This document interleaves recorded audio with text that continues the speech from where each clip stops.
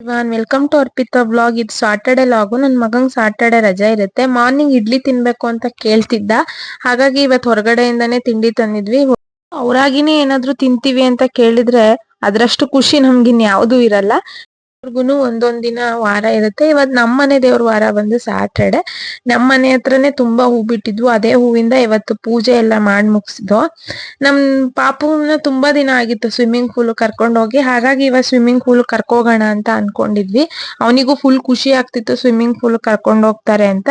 Swimming ಪೂಲ್ಗೆ ಹೋಗೋಕ್ಕೂ ಮುಂಚೆ body lotion ಮತ್ತೆ ಕೊಬ್ಬರಿ ಎಣ್ಣೆ ಎಲ್ಲ ಹಚ್ಕೊಂಡ್ ಕರ್ಕೋಗಿ, ಅದು ಕ್ಲೋರಿನ್ ವಾಟರ್ ಆಗಿರುತ್ತಲ್ಲ, ಹಾಗಾಗಿ ಸ್ವಿಮ್ಮಿಂಗ್ ಪೂಲ್ ಕರ್ಕೊಂಡು ಹೋಗಿ ಮಕ್ಕಳನ್ನ ಸ್ವಿಮ್ ಮಾಡ್ಸೋದ್ರಿಂದ ತುಂಬಾ ಬೆನಿಫಿಟ್ಸ್ ಇದೆ. ಮಕ್ಳುಗಳಿಗೆ ಮಸಲ್ ತುಂಬಾ ಗಟ್ಟಿ ಆಗ್ತವೆ, ಮತ್ತೆ ಅವ್ರಿಗೆ ಕಾನ್ಸಂಟ್ರೇಷನ್ ಕೂಡ ಜಾಸ್ತಿ ಆಗುತ್ತೆ.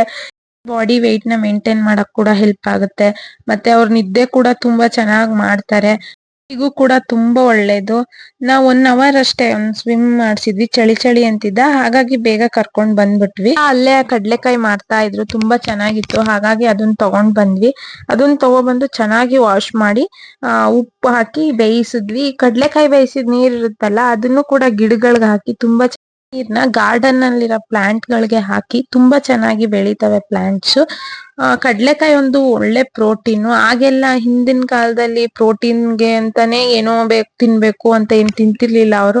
ಮಾಮೂಲಿ ಅಡಿಗೆ ಊಟಗಳು ಏನ್ ಮಾಡ್ಕೋತಿದ್ರು ಅದ್ರಲ್ಲೇ ಎಲ್ಲಾ ಸಿಕ್ತಿತ್ತು. ಆದ್ರೆ ನಾವ್ ಹಂಗಲ್ಲ, ಪ್ರೋಟೀನ್ ಇದ್ ತಿನ್ಬೇಕು ಅದನ್ನ ತಿನ್ಬೇಕು ಅಂತ ಏನೇನೋ ಯಾರ್ಯಾರು ಏನೇನ್ ಹೇಳ್ತಾರೆ ಅದನ್ನೆಲ್ಲಾ ನೋಡಿ ತಿನ್ನಕ್ ಹೋಗ್ತಿವಿ.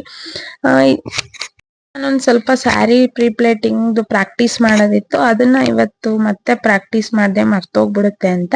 ಇದಾಗಿತ್ತು ಇವತ್ತಿನ vlog. Thank you for watching.